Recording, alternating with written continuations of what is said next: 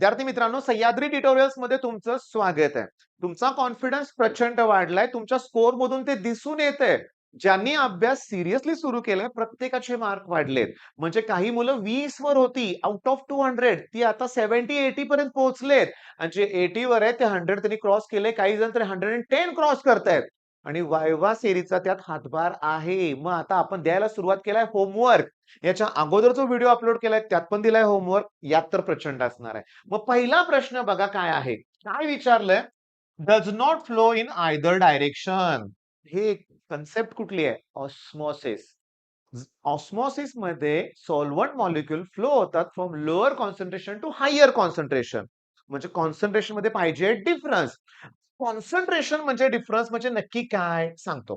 तुम्हाला पाहिजे C1 equals to C2. Concentration equal दाखवलंय फ्लो न होण्यासाठी. म्हणजे आयसोटोनिक सोल्युशन थोडक्यात म्हणूया आपण. ठीक आहे. To or more solution having same osmotic pressure. बरोबर आहे सांगा.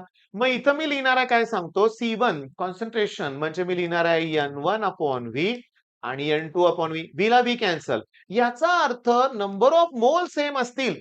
नंबर ऑफ मोल सेम असतील तर कॉन्सन्ट्रेशन सेम येणार आहे. फ्लो होणार नाही. आता ऐका. नंबर ऑफ मोल्स कुठे काढत बसायचं? नाही काढायचं. प्रश्न ठरलेत. मी तुम्हाला सांगतो. युरिया त्यानंतर इथं काय दिलंय बघा, ग्लुकोज आणि अजून मी घेणार आहे शुगर. ह्यांचे मोल केव्हा इक्वल असतात सांगतो. युरियाचा मोलार मास किती आहे बघा, 60. जर तुम्ही युरियाचे 6 ग्रॅम घेतले, ग्लुकोजचे 18 ग्रॅम घेतले आणि शुगरचं 34.2 ग्रॅम घेतलं तर ते आयसोटोनिक आहेत. नंबर ऑफ मोल म्हणजे काय? गिव्हन मास अपॉन मोलार मास. याचा मोलार मास 60 आहे. आला का 1/10. याचं मोलार मास 180 आहे. आलं का 1/10. याचं मोलार मास 342 आहे. आलं का 1/10. मग जर मी याचे 12 ग्रॅम घेतले तर याचे 36 ग्रॅम घेतले पाहिजेत. याचे 3 ग्रॅम घेतले तर याचे 9 ग्रॅम घेतले पाहिजेत. याचे 12 म्हणजे डबल केलं, मग याचं डबल करा. याचं जर हाफ केलं तर याचं पण हाफ करा. मला सांगा कुठं ऑप्शन मॅच होतंय का बघा. 18 ग्रॅम युरिया. 18 होय तिप्पट. बरं 18 याची तिप्पट केली की याची तिप्पट करा 54 ग्रॅम. 18 ग्रॅम युरियाला ग्लुकोज 54 ग्रॅम घेतलं पाहिजे. नाही चालणार.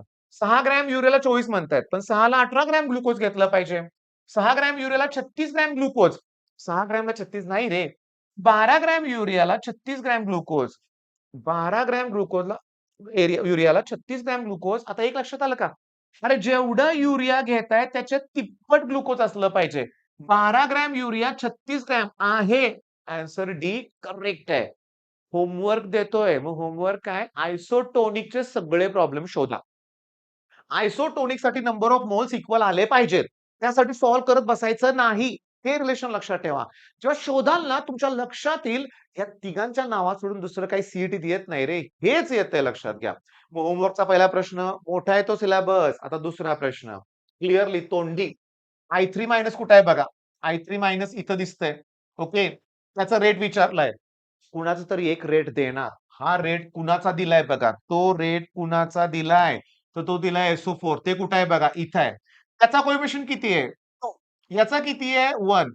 याचं निम्म इकडं आहे ना. मग ही व्हॅल्यू पण निम्मी होणार. मग आन्सर सी करेक्ट आहे. होमवर्क केमिकल कायनेटिक्स काढा. होय पुस्तक काढा टेक्स्ट बुक. त्यातलं पहिलं का दुसराच प्रॉब्लेम या कन्सेप्टवर आहे. तिचं तोंडी सोडवायचं लक्षात घ्या. तोंडी. ओके. आता होमवर्क मध्ये तिसरा देतोय. सांगतो. चिप्स रिएजंट, पुन्हा टॉलन आणि अजून कुठलं रे? Fehling solution. ह्या ज्या 3 टेस्ट आहेत या ओन्ली फॉर अल्डिहाइड असतात. Only for aldehyde. अल्डिहाइड कुठे आहे? ऑप्शन बी. संपलं. उत्तर करेक्ट आहे. मग होमवर्क देतोय. या तिन्ही टेस्ट मध्ये होमवर्क काय देतोय?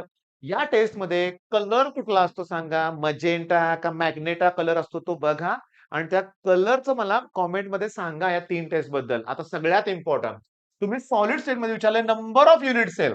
नंबर ऑफ युनिट साठी given mass upon molar mass. Given mass upon molar mass. Number of unit cell present in 3.9 gram of potassium if it crystallizes in BCC structure विचारलंय. फार अवघड आहे. इथं ॲव्होगॅड्रोज नंबर कशाला दिलेत? नंबर ऑफ युनिट सेलचा formula आहे given mass जो दिला असेल सॅम्पल त्याला कशाने डिवाइड करा सांगतो. एक्स ला डिवाइड करायचं आहे A cube D. Mass of 1 unit cell. Mass of 1 unit cell. आता मी करतोय काय ते बघा. नीट लक्ष देण्याचा प्रयत्न करा. समजून घ्या. अव्होगॅड्रोज नंबर आणू कुठून इथून मी? आणू कुठून? अव्होगॅड्रोज नंबर कुठून आणायचा आहे तुम्हाला सांगतो. पहिली गोष्ट म्हणजे ना हे 2 ऑप्शन जरा बाजूला ठेवूया असं वाटतंय. का? कारण पोटॅशियमचा एटॉमिक मास नंबर आहे 39. 39 इथं 3.9 आहे. 39 1/10 रिलेशन दिसतंय तुम्हाला. अरे पण अव्होगॅड्रोस नंबर कुठून आणू? तर मी काय करतोय, याचा मास लिहितो 3.9 व्हॅल्यू दिले.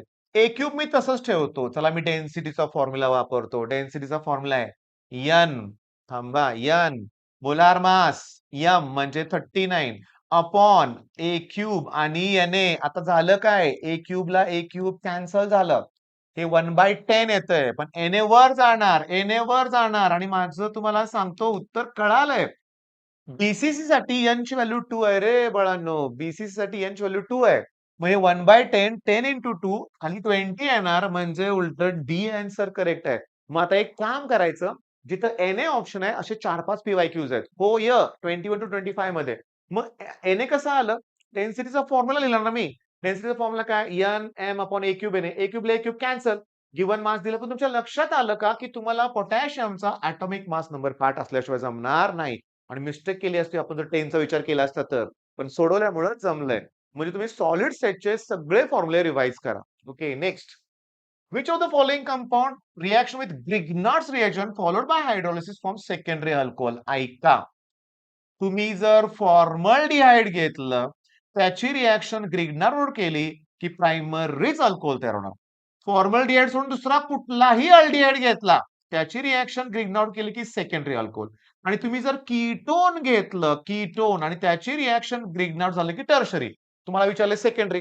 मग तुम्हाला फॉर्मल्डिहाइड सोडून दुसरा अल्डिहाइड पाहिजे. कीटोन नको आहे.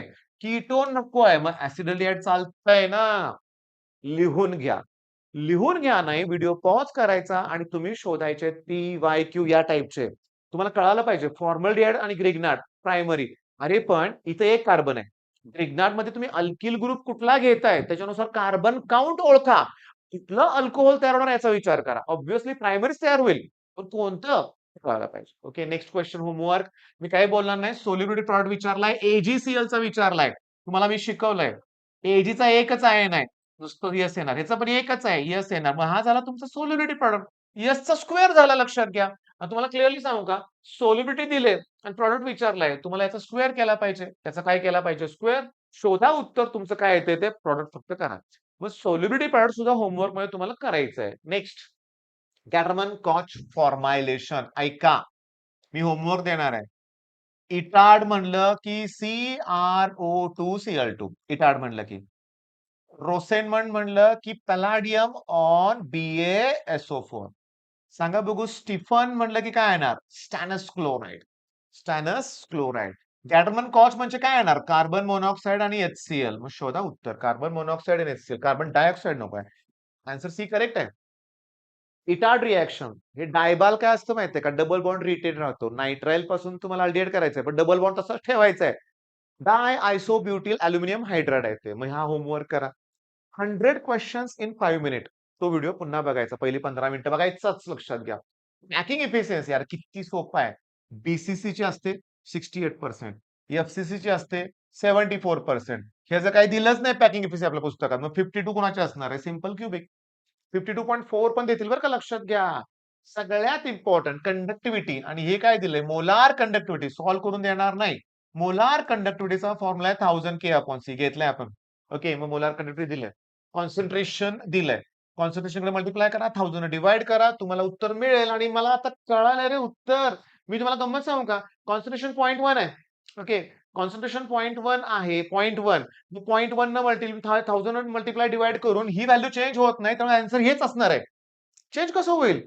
2 न 3 न मल्टिप्लाय केलं तर चेंज झालं असतं ना, लक्षात घ्या. नेक्स्ट क्वेश्चन सगळ्यात इम्पॉर्टंट आहे. गॅस ऑक्युपाईज एवढा व्हॉल्यूम एवढ्या प्रेशरला व्हॉल्यूम आणि प्रेशर दिलंय. व्हॉल्यूम विचारलाय आणि प्रेशर डबल केलंय. प्रेशर डबल केलं की व्हॉल्यूम हाफ होणार आहे. इथं दिलं नाही पण कळालं पाहिजे टेम्परेचर कॉन्स्टंट आहे इथं. मग इथं बॉयस लॉ वापरणार आहे कारण दोघं एकमेकाला इन्व्हर्सली आहेत. मग मी तुम्हाला सांगतो बॉयस लॉ, चॉस लॉ, अवॅगॅड्रोस लॉ हे सगळे लॉ परफेक्ट करा. हे सगळे लॉ परफेक्ट करा बाळांनो. पास करा बाळांनो होमवर्क तुम्हाला. स्टेट्स ऑफ मॅटर करायचंय. मोलार कंडक्टिव्हिटीचे प्रॉब्लेम करायचे. सॉलिड स्टेट सगळं करायचंय. सांगतो. Simple cubic number of atom 1, body centred 2, face centred 4. त्याच्यानंतर आणखीन काय रे कोऑर्डिनेशन नंबर 6, 8, 12 बरोबर ना भावांनो 6, 8 आणि 12 हे कोऑर्डिनेशन नंबर आहेत. पॅकिंग इफिशियन्सी ह्याची 68 ह्याची 74 ह्याची किती होती 52.36. एज लेंथ आणि रेडियस मध्ये relation a equals to twice r r equals to √3/4 a आणि ए इक्वल्स टू 2√2 आर. ह्याच्यानंतर सगळ्या नेम रिएक्शन, त्याच्यानंतर सॉल्युबिलिटी प्रॉडक्टचे न्यूमेरिकल्स, त्याच्यानंतर अल्कोहोलच्या रिएक्शन, त्याच्यानंतर इथं पुन्हा सॉलिड स्टेट आणि सगळ्यात महत्वाचं टीम टेस्ट. हे भरपूर झाला होमवर्क, भरपूर झाला होमवर्क. मग एवढं कंप्लीट करा. मी अजून दुसरे 2 व्हिडिओ आज देणार म्हणजे देणार तुम्हाला लक्षात घ्या. चांगला अभ्यास करा. All the best.